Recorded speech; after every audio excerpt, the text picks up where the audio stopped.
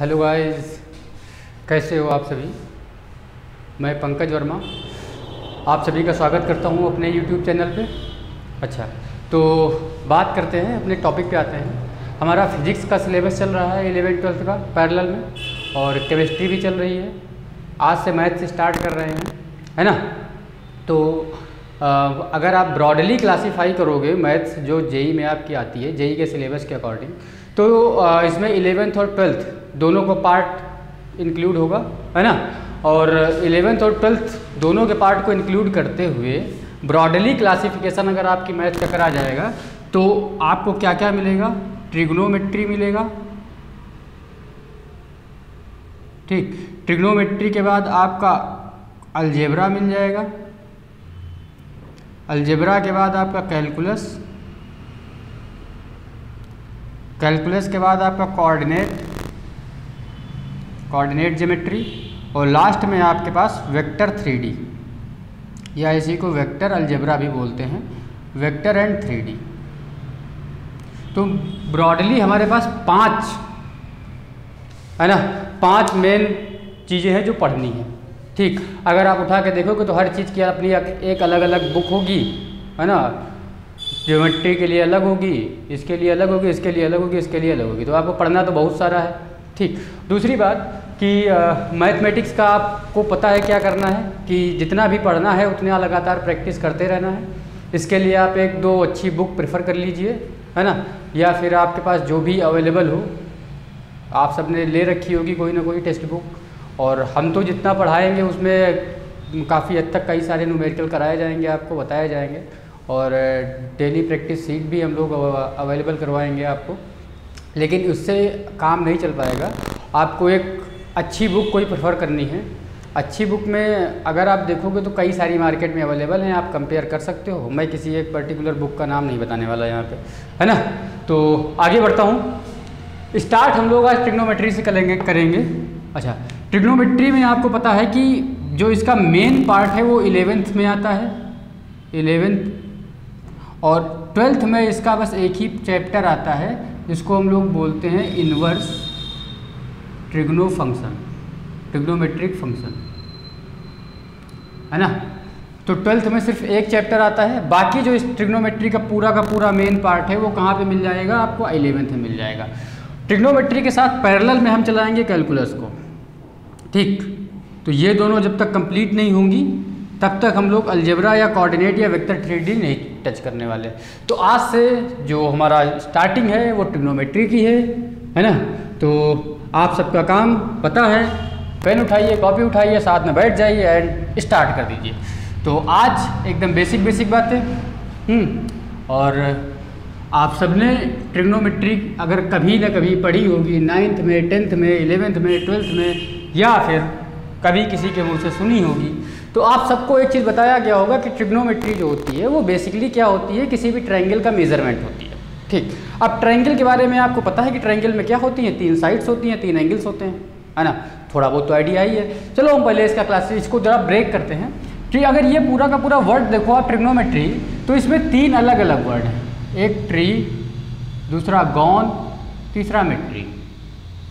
Try का मतलब है 3, गॉन का मतलब है साइड्स, और मेट्री का मतलब है मेजरमेंट।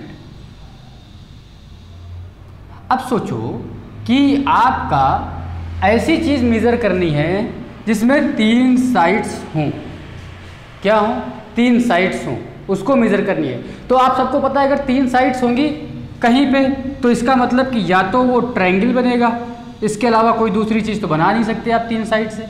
सोच के देखो, वो बात और है कि कैसा ट्रायंगल बने, ये डिपेंड करता है सिचुएशन पे, है ना।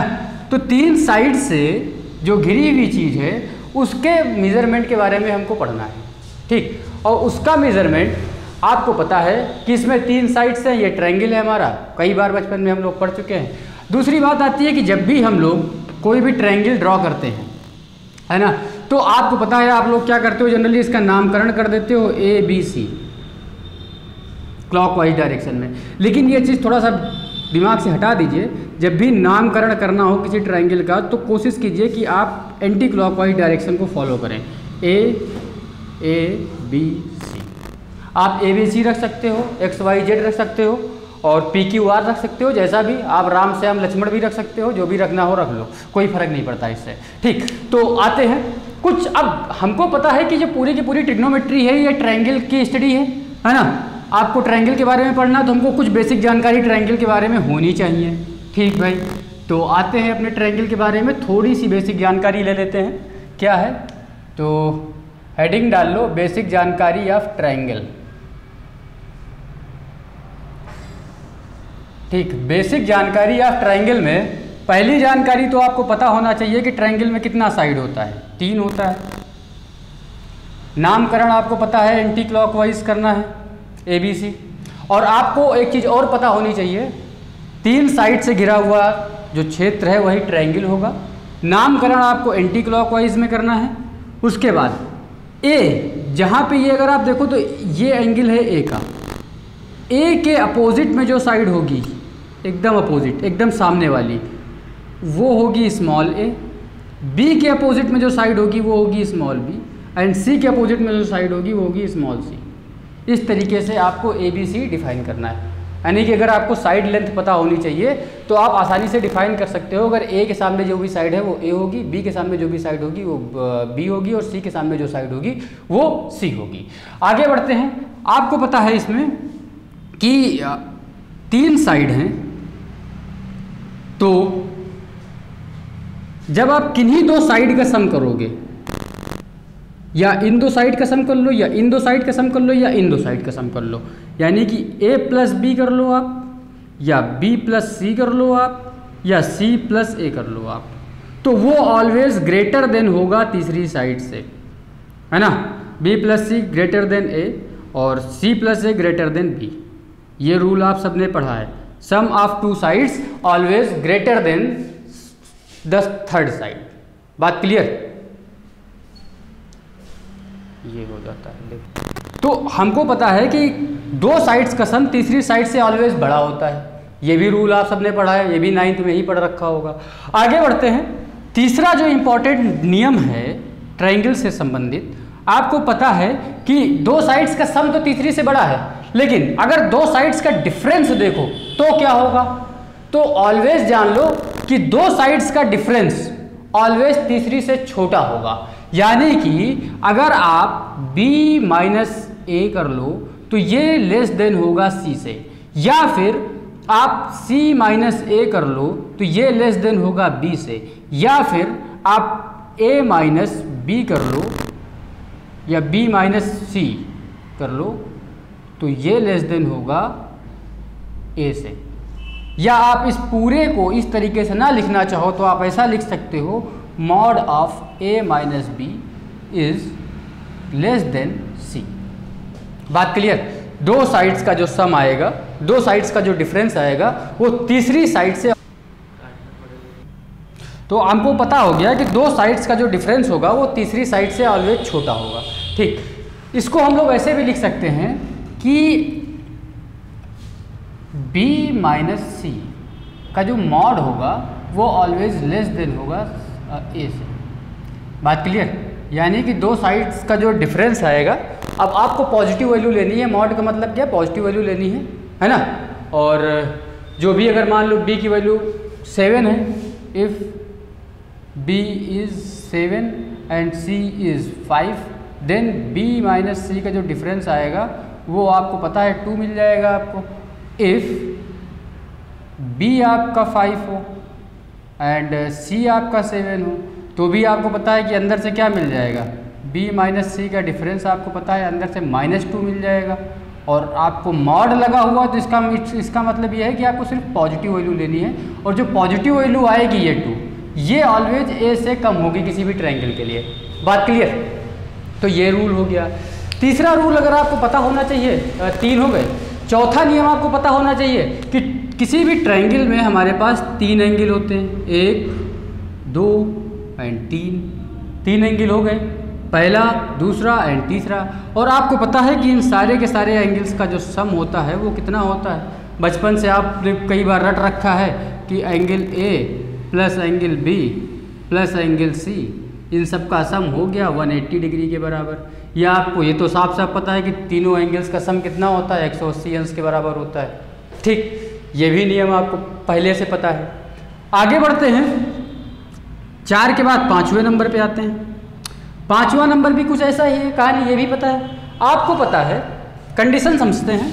इफ़ एंगल बी जो है वो आपका ज़्यादा बड़ा है एंगल सी से, अगर मान लो किसी भी ट्रायंगल में एंगल बी की वैल्यू बड़ी है एंगल सी से, फॉर एग्जांपल अगर बी की वैल्यू आपके पास दी हुई है कितनी, angle B is equal to मान लो हमने दे दिया 70 degree and angle C is equal to दे दिया 50 डिग्री किसी भी ट्रायंगल के लिए, किसी भी पर्टिकुलर ट्रायंगल के लिए, तो आपको पता है कि एंगल सी की वैल्यू कितनी, ए की वैल्यू कितनी हो जाएगी, ऑटोमेटिकली ए की वैल्यू 60 हो जाएगी। और आप चाहो तो एक ट्रायंगल भी ड्रॉ कर सकते हो इस सिचुएशन के अकॉर्डिंग, है ना। ये आपके पास 70 हो गया, ये आपके पास 50 हो गया, ये आपके पास 60 हो गया, कुछ ऐसे मान लो जो भी आपको लगे। तो अब यहाँ पे सिचुएशन क्या कहती है कि अगर किसी भी ट्रायंगल में कोई एंगल बड़ा है तो उस एंगल के सामने वाली साइड भी बड़ी होगी। बात क्लियर? अगर एंगल बी एंगल सी से बड़ा है तो ऑब्वियस सी बात है कि बी साइड सी साइड से बड़ी होगी। ठीक, if angle B is greater than angle C then it is 100% true कि B is always greater than C. बात क्लियर? अगर एंगल बड़ा है तो एंगल के सामने वाली साइड भी क्या होगी, बड़ी होगी। ये भी नियम आपने पढ़ रखा है पहले से। आगे बढ़ते हैं, इसमें थोड़ी थोड़ी बातें जो करनी थी वो हमने कर ली ट्रायंगल के बारे में। अब आपको पता है कि ट्रायंगल भी आपके कई टाइप के होते हैं, है ना। वैसे जब आप ज्योमेट्री में ट्रायंगल्स का क्लासिफिकेशन करते हो तो आप बताते हो कि ट्रायंगल 6 टाइप्स के होते हैं, है ना। 3 साइड्स के बेसिस पे, 3 एंगल के बेसिस पे। साइड्स के बेसिस पे 3 टाइप के होते हैं, कौन कौन सा, isosceles, right angle triangle and isosceles triangle. ठीक, और एंगल्स के बेसिस पे आपको पता है इसमें भी 3 टाइप के एंगल होते हैं, है ना। 3 टाइप के ट्रायंगल होते हैं, कौन कौन से ये भी आपको पता है। नहीं पता है तो मैं बता देता हूँ। जिसका एंगल 90 से कम हो उसको हम लोग हिंदी में क्या बोल देते हैं, न्यून कोण। जिसका एंगल 90 के बराबर हो वो हमारे पास होता है समकोण या राइट एंगल ट्रायंगल। जिस ट्रायंगल में कोई एंगल 90 से बड़ा हो जाता है उसको हम लोग क्या बोलते हैं, अधिक कोण, है ना। तो हमारे पास बेसिकली 6 टाइप के जो होते हैं ट्रायंगल्स होते हैं। लेकिन ट्रिग्नोमेट्री में हमको 6 टाइप नहीं पढ़ना है। हमको ट्रिग्नोमेट्री में एक तो बेसिक ट्रायंगल के बारे में पता होना चाहिए, जो हमने जानकारी कर ली कि ट्रायंगल में 3 एंगल 3 साइड्स होती हैं, है ना। और जो हमने छोटी मोटी बातें करी वो भी आपको पता होनी चाहिए। दूसरी बात, हमारी जो पूरी की पूरी स्टडी होगी किसके इर्द गिर्द घूमने वाली होती है, राइट एंगल ट्रायंगल के इर्द गिर्द, है ना। RIGST, right angle triangle. अब आपने कुछ ना कुछ चीज़ें राइट एंगल ट्रायंगल के बारे में पढ़ रखी हैं और आपको पता है राइट एंगल ट्रायंगल क्या होता है, जिसका कोई एक कोण 90 डिग्री का हो। बना लेते हैं एक राइट एंगल ट्रायंगल बहुत ही आसानी से। ये बन गया आपके पास एक राइट एंगल ट्रायंगल।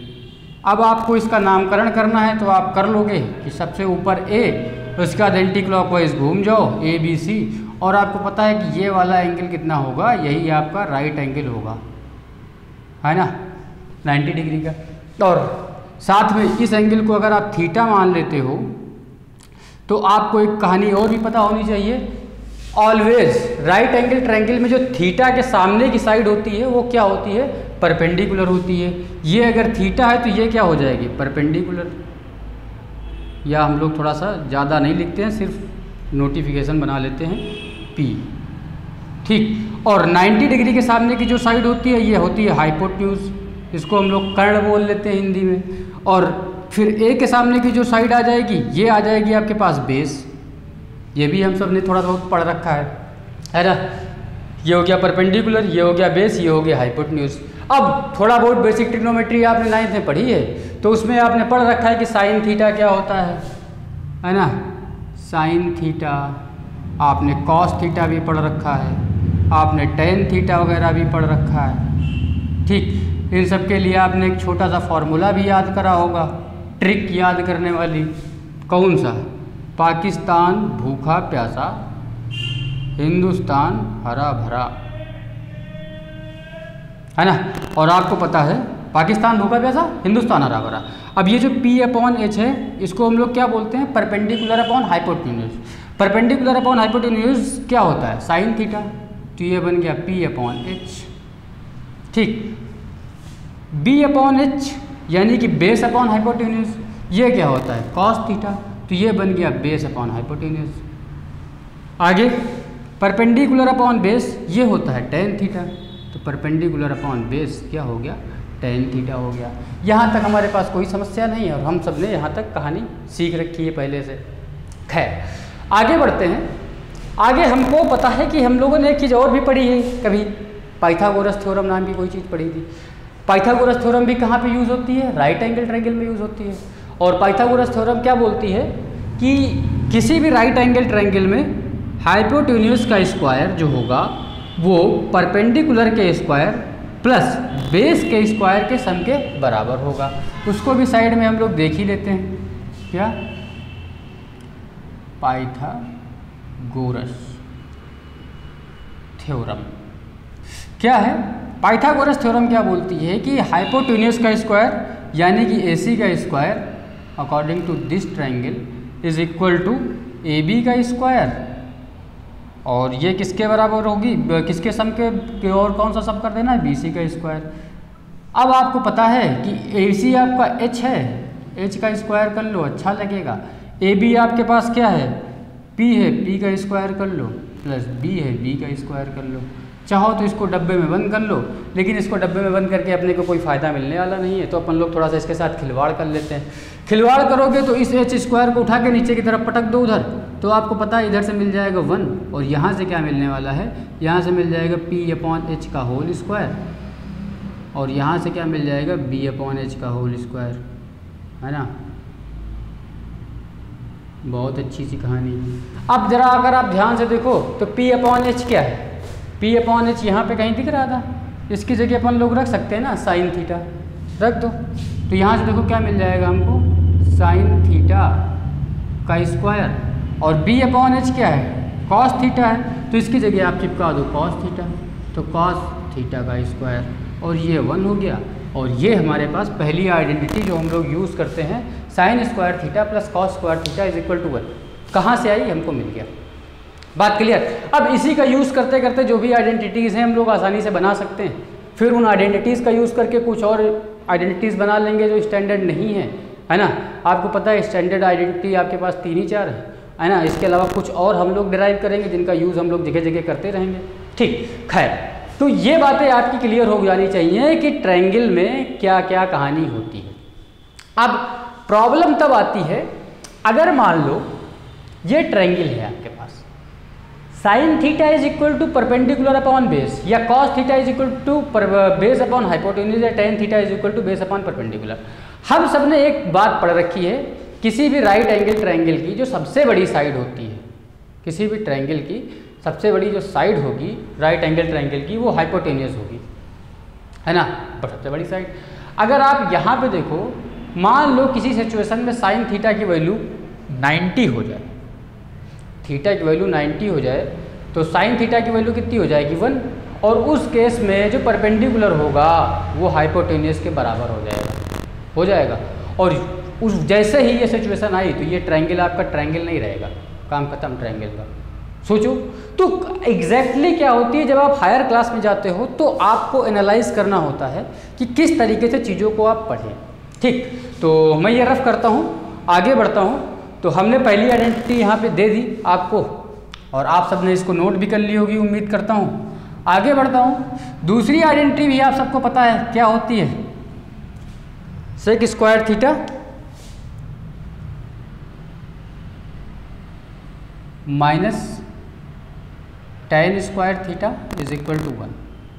चाहो तो आप इसका भी डेरिवेशन कर सकते हो, इसी से चाहो तो कर सकते हो, करके मैं दिखा भी सकता हूँ। ठीक, तीसरी आइडेंटिटी जो होती है ये आपकी पहली हो गई, ये आपकी दूसरी हो गई।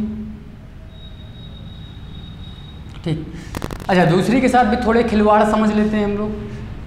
हम लोग डायरेक्ट आइडेंटिटी का यूज़ ट्रिग्नोमेट्री में बहुत ही कम करते हैं। ये जो sec square theta minus tan square theta is equal to 1, बहुत कम ऐसे चांसेस मिलेंगे जहाँ पे हम लोग sec square theta minus tan square theta की जगह 1 रखेंगे। हाँ, इसमें थोड़ा सा मॉडिफिकेशन करके sec square theta is equal to 1 plus tan square theta, सबसे ज़्यादा यूज़ हम इसका करते हैं। सबसे ज़्यादा बार यूज़ आपकी ये होगी, कौन सी? Sec square theta is equal to 1 plus tan square theta. बात क्लियर? अच्छा, दूसरी कहानी और भी थोड़ी सी सोचते हैं। ये हो गई, आप सबने अलजेब्रा का एक फॉर्मूला पढ़ रखा है, A square minus B square is equal to क्या होता है? A plus B and A minus B, पढ़ रखा है। तो अगर आप ध्यान से देखो तो ये आपका पूरा ए है और ये पूरा बी है, तो इसको आप ओपन भी तो कर सकते हो, इस तरीके से भी तो लिख सकते हो, sec theta plus tan theta, इधर आ जाएगा sec theta minus tan theta, आ गया। और ये यहाँ पे किसके बराबर है? 1 के। अब अगर आप यहाँ से उठा लो sec theta plus tan theta की वैल्यू अगर आपको पता है तो आप यहाँ से sec theta minus tan theta की वैल्यू डिफाइन कर सकते हो। इसकी ज़रूरत भी हमको कई बार पढ़ने वाली होगी, कई बार क्वेश्चन में हम लोग न्यूमेरिकल्स में डायरेक्टली इसकी वैल्यू निकालेंगे, कई बार क्वेश्चन में हम लोग डायरेक्टली इसकी वैल्यू निकालेंगे। कैसे निकाली जाएगी? क्वेश्चन में आपको कोई एक चीज़ दी होगी, बोल दिया जाएगा sec theta plus tan theta is equal to 1 है, या फॉर एग्जाम्पल एक क्वेश्चन का मैं इस पर बता देता हूँ आपको, तो आप जो है थोड़ा सा इसका आइडिया ले लो किस तरीके से इस आइडेंटिटी पे क्वेश्चन मिल सकता है आपको, है ना। तो आपको ध्यान रखना है चीज़ों को कि किस तरीके से क्वेश्चन आपको दे देते हैं एग्ज़ाम में। और क्वेश्चन में क्या बोला जाएगा आपसे कि if sec theta plus tan theta is equal to p, है ना। सेक थीटा टेन थीटा आपका पी दे दिया, बोल देंगे find value of sec theta या वैल्यू ऑफ टेन थीटा या वैल्यू ऑफ साइन थीटा या वैल्यू ऑफ कॉस थीटा, कुछ भी आपसे निकलवा सकते हैं। 6 रेशियोज हमारे पास है, sec sine cos tan cot sec cosec, कुछ भी पूछ सकते हैं आपसे, है ना। तो आपको सॉल्व कैसे करना है, क्वेश्चन को अप्रोच कैसे करना है, ये चीज़ आपको सोचनी है।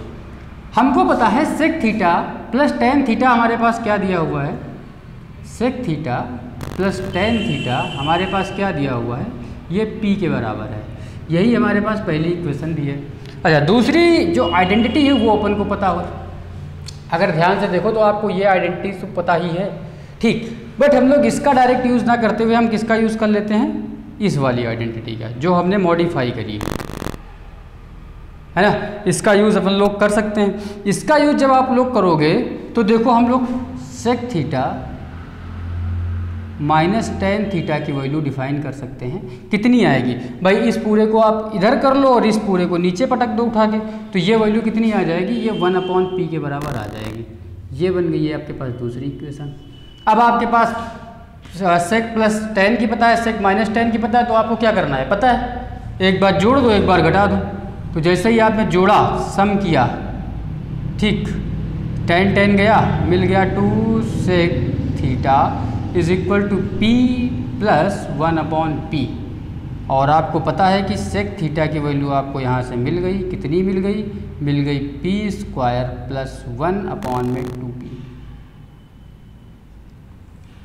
अब सेक की मिल गई तो आप टेन निकालो, चाहे साइन निकालो, चाहे कॉस निकालो, चाहे कॉट निकालो, चाहे कॉसेक निकालो। तो इस तरीके से क्वेश्चन भी पूछा जा सकता है।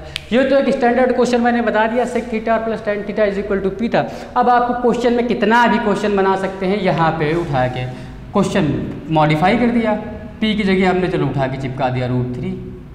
अब चेंज करो क्वेश्चन को, डेटा चेंज क्वेश्चन चेंज, नया क्वेश्चन बन गया, √6 लग लो, कुछ जो डेटा आपको रखना है आप रख सकते हो, क्वेश्चन को बना सकते हो, सॉल्व कर सकते हो। बात क्लियर? तो ये भी आपको पता होना चाहिए कि इस आइडेंटिटी का अच्छा खासा यूज़ हमको मिलता है डायरेक्टली, है ना।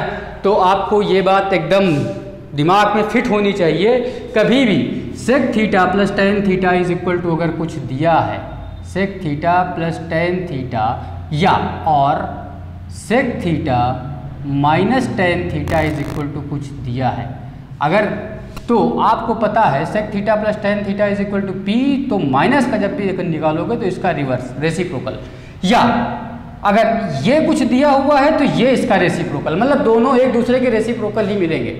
बात क्लियर? आगे बढ़ता हूँ, तो उम्मीद करता हूँ आपको यह बात समझ में आई होगी।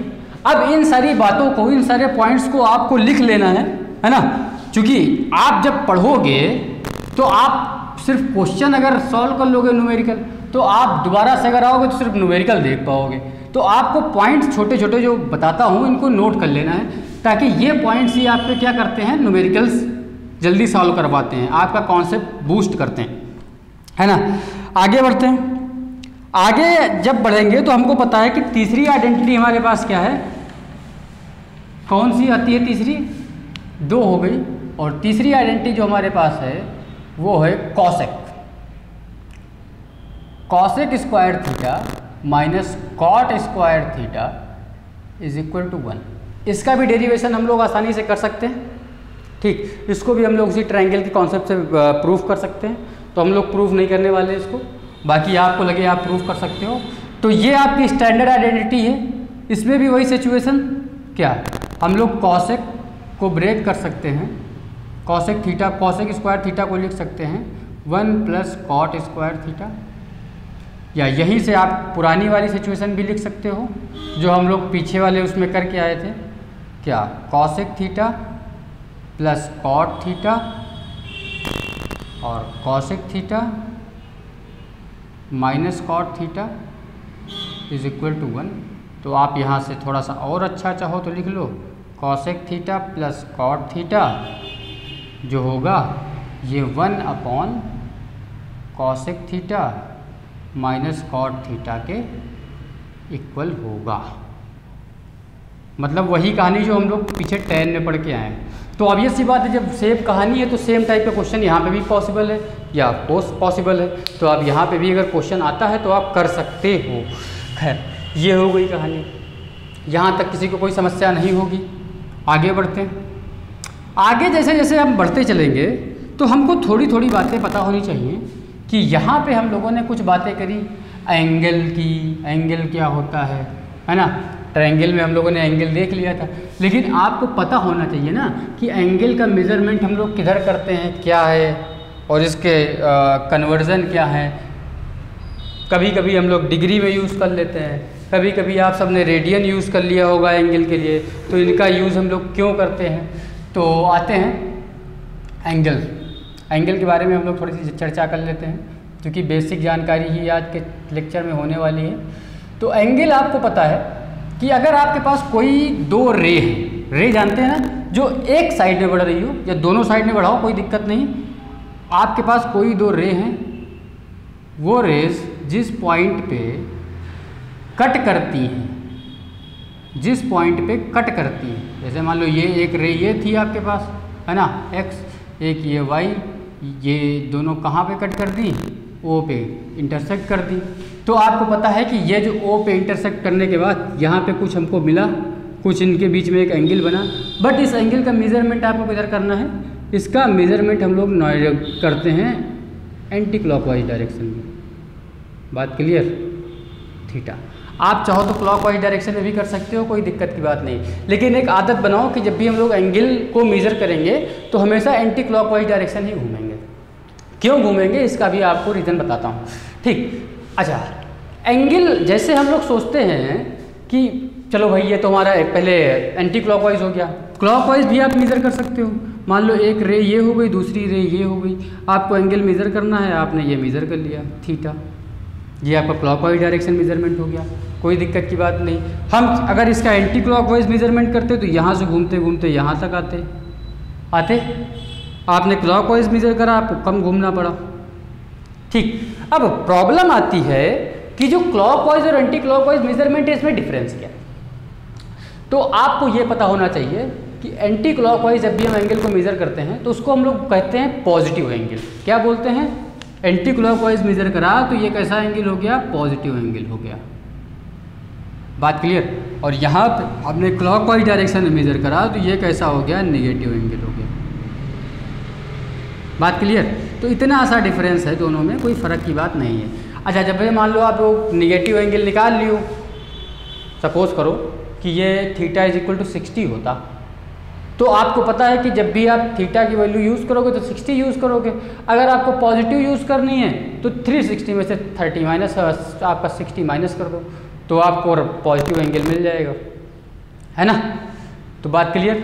ऑब्वियस सी बात है, थोड़ी बहुत जानकारी ये भी होनी चाहिए कि किसी एक रे पे जब आप पूरा का पूरा घूम के आते हो यहाँ से यहाँ से यहाँ से यहाँ तक, तो आप कितना घूम लेते हो? 360 डिग्री, है ना? तो ये भी आपको थोड़ी सी कहानी पता होनी चाहिए। 360 घूमना। अच्छा, अगर मान लो आप और भी ज़्यादा एक चक्कर मान लो आपने यहाँ से घूमना स्टार्ट करा, घूमते घूमते आए, फिर और एक राउंड घूम दिए, तो इस बार कितना हो जाएगा? 360 का डबल 720 हो जाएगा। कोई दिक्कत की बात नहीं। तो ये मामले एकदम क्लियर होने चाहिए कि एंगल्स का मेज़रमेंट हम लोग पॉजिटिव या नेगेटिव दोनों डायरेक्शन में कर सकते हैं। जब भी हम लोग एंटी क्लॉकवाइज डायरेक्शन में मेज़र करेंगे तो हमारे पास पॉजिटिव एंगल होगा, और क्लॉकवाइज डायरेक्शन में मेज़र करेंगे तो हमारे पास नेगेटिव एंगल होगा, है ना? तो आपको एक चीज़ और ही पता होनी चाहिए कि जो एंगल है, हमने बताया कि मान लो आप किसी रे पे, आप मैक्सिमम यहाँ से स्टार्ट करोगे अपना एंगल बनाना, कुछ थीटा उठा, आप थोड़ा सा और आगे ले आए, ये बन गया, आप थोड़ा सा और ले आए, ये एंगल बन गया, आप थोड़ा सा कुछ ऐसा एंगल बना दो, तो घूमते घूमते आपकी रे यहीं पे आ गई, इसी के ऊपर ओवरलैप कर गई, तो यहाँ से स्टार्ट किए और घूमते घूमते कहाँ पे आ गए? यहीं पे आ गए, तो आपका 360 का एंगल बन गया। बट क्या एंगल 360 डिग्री से एक्सीड कर सकता है? सोचो, क्या कभी ऐसा पॉसिबिलिटी हो सकती है कि आप 360 डिग्री से आपका एंगल इंक्रीज कर जाए? ऑब्वियस सी बात है, ऐसी पॉसिबिलिटी हो सकती है। क्यों हो सकती है? ज़रा आप सोचो कि घड़ी की सुई आप सबने देखी होगी, तो घड़ी की सुई क्या करती है कि एक जगह से स्टार्ट करती है, घूमते घूमते एक चक्कर मारती है, फिर दूसरा चक्कर मारती है, फिर तीसरा चक्कर मारती है, इस तरीके से वो लगातार लगातार मारती रहती है। तो आपने अभी जब यहाँ से स्टार्ट करा था, वापस यहीं पे आज 360 का एंगल बना। बट अगर सपोज करो कि आप यहाँ से स्टार्ट करते और घूम के वापस यहाँ तक आ जाते, तो ये जो एंगल बनता, ये कितना होता? ये होता 360 प्लस थीटा, यानी कि ये एंगल एक्सीड कर गया किससे? 360 डिग्री। बात क्लियर? तो ये भी आपका दिमाग में क्लियर होना चाहिए कि एंगल की वैल्यू 360 से ज़्यादा भी हो सकती है ना? कितनी भी यार, कितनी भी बार आप घूम सकते हो, n टाइम्स आप घूम लो तो 360 इंटू n प्लस थीटा हो जाएगा, है ना? इसी की वैल्यू आप लोग आगे निकालते भी हो। याद करो, अगर आपने थोड़ा बहुत क्वेश्चन किए हों 9th-10th में, तो आपने वैल्यू निकाली होगी साइन 300 डिग्री, है ना, साइन 720 डिग्री। तो इस टाइप की जो वैल्यूज़ निकालते हैं, तो वहाँ पे एंगल आप सोचो कि 300 डिग्री कैसे हो गया या 720 डिग्री कैसे हो गया। इट मीन्स कि आप घूम के आए, एक बार घूमा, दो बार घूमा, तीन बार घूमा, 950 डिग्री। ठीक, आगे बढ़ते हैं। इसमें आगे जब हम लोग इसमें बढ़ेंगे तो हमको थोड़ी बहुत चीज़ें पता होनी चाहिए कि एंगल का मेज़रमेंट हम लोग कैसे करते हैं। भाई, एंगल के मेज़रमेंट से रिलेटेड कुछ बातें पता हो, है ना? तो बेसिकली आपको पता है एंगल को हम लोग डिग्री में मेज़र करते हैं। ठीक, तो एंगल को हम लोग डिग्री में मेज़र करते हैं। डिग्री सिस्टम, है ना? और जब आप डिग्री सिस्टम में आते हो तो आपको एक बेसिक चर्चा पता होनी चाहिए। डिग्री सिस्टम में जो मेज़रमेंट की कहानी है वो 3 चीज़ें होती हैं। पहली बात तो इसमें होती है डिग्री, फिर मिनट, फिर सेकंड, है ना? जैसे मान लो मैंने कोई एंगल मेज़र करा और लिख दिया 25 डिग्री, तो डिग्री लिखने का तरीका क्या होगा? इसके ऊपर एक 0 लगा दो। ठीक, 25 डिग्री 30 मिनट या 30 मिनट, 30 लिखा, इसके ऊपर एक डैश मार दिया, मिनट हो गया। सेकंड जब आपको लिखना है 24 सेकेंड मान लो, तो इसके ऊपर डबल डैश मार दिया। ठीक, तो ये इसका प्रॉपर रिप्रेजेंटेशन हो गया 25 डिग्री 30 मिनट 24 सेकेंड। ठीक, अब इन सब में क्या रिलेशन है इसको भी पता होना चाहिए। आपको पता होना चाहिए ये बात कि जो 1 डिग्री है, 1 डिग्री ये 60 मिनट के इक्वल होती है। 1 degree is equal to 60 minute. एंड आपको ये भी पता होना चाहिए कि जो 1 मिनट है ये 60 सेकेंड के इक्वल होता है ना। ये बात भी आपको क्लियर होनी चाहिए। पहली बात क्या कि 1 डिग्री 60 मिनट के इक्वल, दूसरी बात क्या कि 1 मिनट 60 सेकेंड के इक्वल होता है ना। तो ये छोटी सी बात आपको पता रहे तो अच्छा है। आगे एक छोटा सा क्वेश्चन हम लोग कर लेते हैं, ज़्यादा बड़ा नहीं करेंगे इस पे कन्वर्जन। तो आपको हमने दे दिया है क्वेश्चन कि एग्ज़ाम्पल के तौर पे 3.25 डिग्री। अब ध्यान देना ये किस में लिखा है, 3.25 डिग्री, ये पूरा का पूरा डिग्री में रिप्रेजेंटेड है। आपको इसको लिखना है right in form of degree minute second, DMs. तो आपको इसको डीएमएस के फॉर्म में लिखना है, डिग्री मिनट सेकेंड के फॉर्म में। तो सोच के देखो आप कैसे इसको कन्वर्ट करोगे। तो आपको पता है कि अगर सोचो थोड़ा सा, तो ऑलरेडी ये 3 डिग्री तो है ही है, तो 3 डिग्री से अगर दिया हुआ तो 3 डिग्री का हमको कोई रोल नहीं। आगे जब बढ़ोगे तो ये जो 25 मिनट है, प्रॉब्लम यहाँ पे है। ठीक, आपको पता है कि 0.25 जो है यही कन्वर्ट होगा। क्यों कन्वर्ट होगा? क्योंकि आपको पता है कि 1 डिग्री में कितना होता है, 60 मिनट होता है, तो 0.25 डिग्री में कुछ ना कुछ तो मिनट होगा ही। तो इसी को हम लोग कन्वर्ट कर लेते हैं। तो क्या कर लो, 1 डिग्री में आपका हो गया 60 मिनट, है ना। तो 0.25 डिग्री में कितना हो गया, 60 मिनट इंटू 0.25।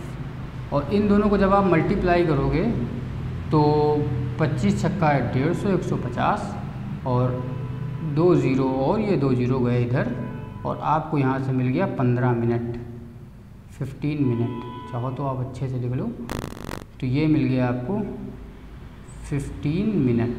तो ये जो पूरा का पूरा रिप्रेजेंटेशन हो गया, ये हो गया कुछ ऐसा, ये बन गया आपके पास 3 डिग्री 15 मिनट, है ना। और ये आपके पास हो गया आंसर। आपने बस सिंपली यूनिटरी मेथड लगाया कि 1 डिग्री में इतना मिनट होता है, तो ऑब्वियस सी बात है कि 0.25 डिग्री में कितना मिनट होगा, उसको उठा के आपने 60 से मल्टीप्लाई कर दिया, कुछ निकल के आ गया और 15 मिनट आपको मिल गया, उठा के चिपका दिया, काम खत्म, कन्वर्जन हो गया। ऐसा ही कन्वर्जन आपको कई बार मिलेगा करने के लिए, है ना। तो उसके लिए आप बेफिक्र रहिए, आप करते जाइए करते जाइए करते जाइए। और जैसे एक क्वेश्चन सामने ही लिखा हुआ है, इसी को कन्वर्ट कर डालो घर पे बैठ के। क्या दिया हुआ है, यहाँ पे दिया है 25 डिग्री 30 मिनट 24 सेकेंड। इसको आप कन्वर्ट करो इन डिग्री में, कन्वर्ट इन डिग्री। ज़रा सोचो कैसे कन्वर्ट करोगे आप, थिंक क्या करना है भाई, डिग्री में कन्वर्ट करना है। तो तुझे पता तो है कि ये तो डिग्री ऑलरेडी है, इसके साथ छेड़छाड़ नहीं करना है। प्रॉब्लम कहाँ पे आ गई, प्रॉब्लम यहाँ पे आ गई और यहाँ पे आ गई। फिर जो भी आए वो निकाल के तीनों को ऐड कर दो।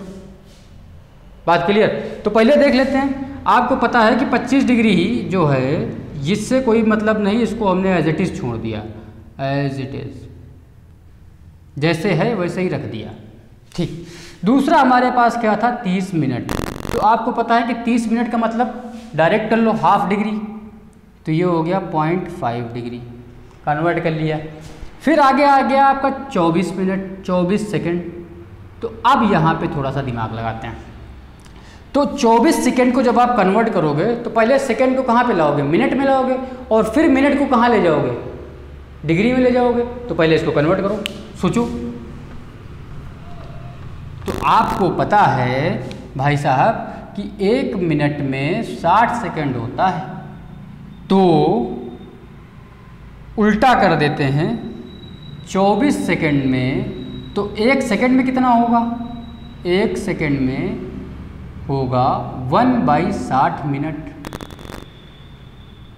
होगा, तो 24 सेकेंड में कितना हो जाएगा 1/60 × 24 मिनट हो गया। ये इतना मिनट हो गया, इतने सेकेंड में इतना मिनट हो गया। ठीक, आगे बढ़ो। आगे जब बढ़ोगे आपको इतने मिनट में कितना डिग्री होगा ये जानना है।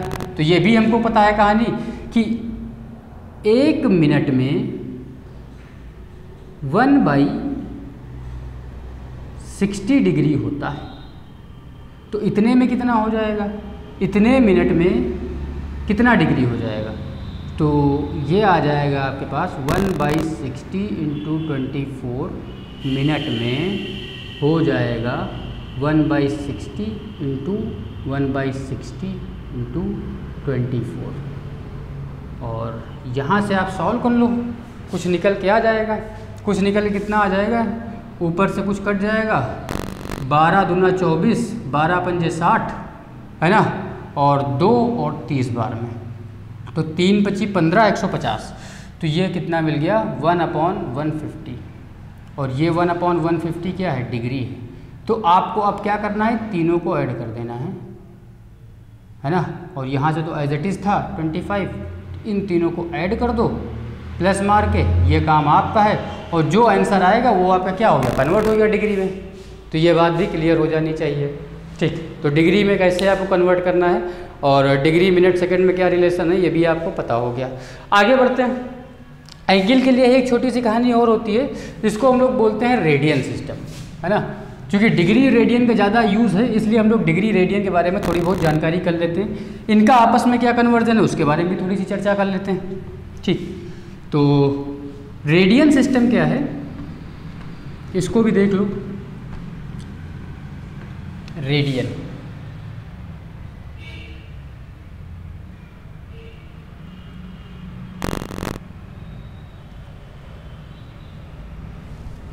आपको पता होना चाहिए कि पाई रेडियन, इसको हम लोग बोलते हैं पाई रेडियन। रिप्रेजेंटेशन होता है पाई के ऊपर हमने हल्का सा एक सी मार दिया, इट मीन्स पाई रेडियन। तो पाई रेडियन जो होता है ये 2 right angle triangle,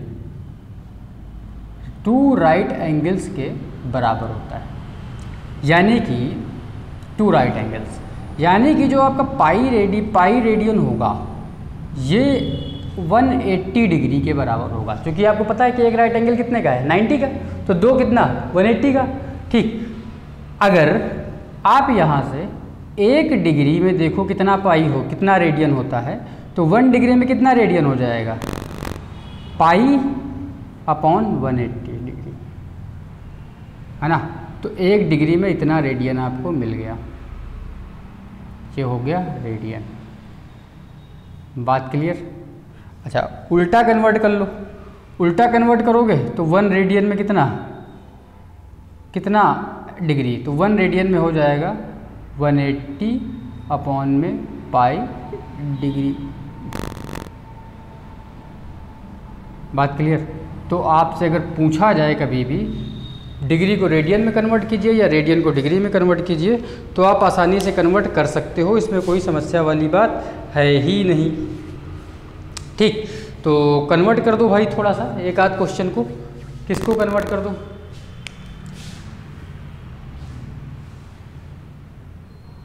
convert in degree.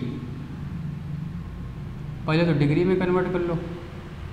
क्या है क्वेश्चन, π/2, π/3, π/6, 3π/4, π/9, π/, जो भी आप चाहो यार लिख लो, π/18। इन सबको आपको क्या करना है, डिग्री में कन्वर्ट कर देना है। ठीक, तो अपन को पता है कि एक रेडियन में, ये सारा का सारा रेडियन में दिया हुआ है। ठीक, तो आपको पता है कि एक रेडियन में कितना डिग्री, एक रेडियन में होता है 180/π, है ना। तो आपको ये भी पता हो गया कि एक रेडियन में जब इतना होता है तो इतने रेडियन में कोई भी एक एंगल में उठा लेता हूँ, 3π/4 रेडियन में कितना डिग्री हो जाएगा, ये हो जाएगा 180/पाई इंटू में जो भी आपके पास ये है इसको चिपकाओ 3π/4। तो पाई से पाई गया, इन दोनों को काटो पीटो, देखो कुछ निकल के आएगा। 4 से कटेगा 2 9 और फिर 2 45 और 45 का मल्टीप्लाई कर दो 3 से, तो ये आ गया 135। तो कितना आ गया 135 डिग्री। बात क्लियर? तो कितना भी आप लोग कन्वर्ट कर सकते हो। इसके अलावा इतना कन्वर्जन के बाद आप डिग्री को रेडियन में कन्वर्ट कर लो, फिर से मान लो ढेर सारे एंगल। तो ये सब काम आप करते रहिए। तो यहीं पे आज का लेक्चर ख़त्म करते हैं। अब आगे के लेक्चर जब हम लोग पढ़ेंगे तो धीरे धीरे लेक्चर हमारे इंटरेस्टिंग होते चलेंगे, है ना। क्योंकि ये पूरा का पूरा बेसिक्स था, आप सबने पढ़ लिया होगा, पहले से पढ़ रखा होगा, थोड़ा सा बोरियत भी फील हो रही होगी कि ये भाई ये क्या पढ़ रहे हैं। ठीक, तो अगले लेक्चर में हम लोग थोड़ा सा इंटरेस्टिंग पार्ट की तरफ बढ़ेंगे, उसके बाद लगातार फिर मस्त मस्त फिर और मस्त, है ना। तो आपको कहानी क्लियर है? ठीक, चलता हूँ। और बुक आपको ये एक अच्छी प्रेफर कर लीजिए जिसके क्वेश्चन आपको करने हैं और डेली बेसिस पे आपको प्रैक्टिस करनी है ना। और चूंकि प्रैक्टिस नहीं करोगे तो आपको पता है कि मैथ से इधर से आया इधर से उड़ गया। ठीक, तो काम आपका वही है।